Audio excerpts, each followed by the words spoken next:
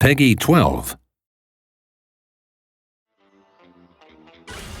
Hey everyone, my name's Hamish Miller and I'm the producer on DeathSpank. Right now we're going to take a look at co-op mode. This is DeathSpank and his sidekick Sparkles. A second player can join in at any time to help out DeathSpank in the action. Sparkles primarily is using a ranged attack in this section. He's great for standing back and picking off enemies, and also collecting all the loot that DeathSpank ends up leaving around the world. So these are a bunch of orcs we're fighting here, and one strategy is to sort of trap them in this bottleneck here, and they can stand back and both use ranged attacks. DeathSpank using ice bolts there, but also DeathSpank's great for running in and meleeing these guys. You'll find this is particularly effective against the shamans. We've got a couple of them here. These guys heal not only themselves, but they have a radial effect healing anybody around them, so it makes a lot of sense for DeathSpank to run in and take those guys out as soon as possible.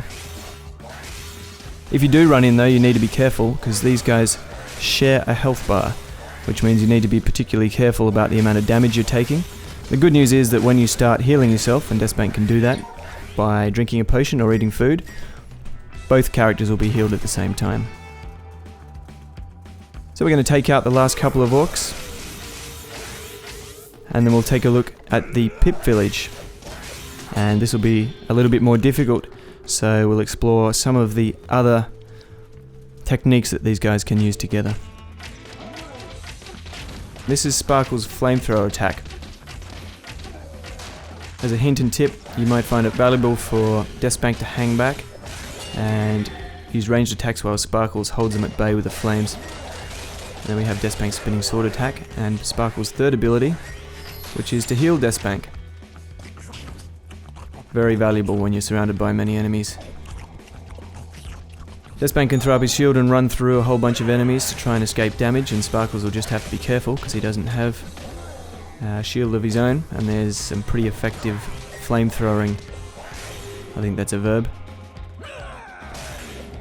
We'll find a few more pips on the path down this way. Have to take care of them. Fortunately we're out of the thick of it, so these are some of the smaller guys. Great flamethrowing there again.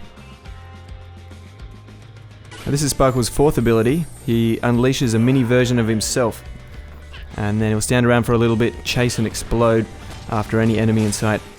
So we just missed that guy. We're going to try it again. Here we go. So put down mini Sparkles.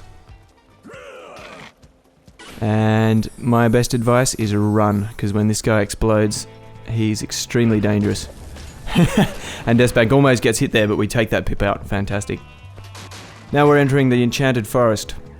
And this area is inhabited by some of the most dangerous creatures in the world, unicorns. So we're going to cause some absolute chaos here, and I don't think these guys are going to last too long. But hopefully what we've shown you today is a demonstration of how DeathSpank can be best shared between friends, with two players playing in the game at the same time and causing all sorts of chaos.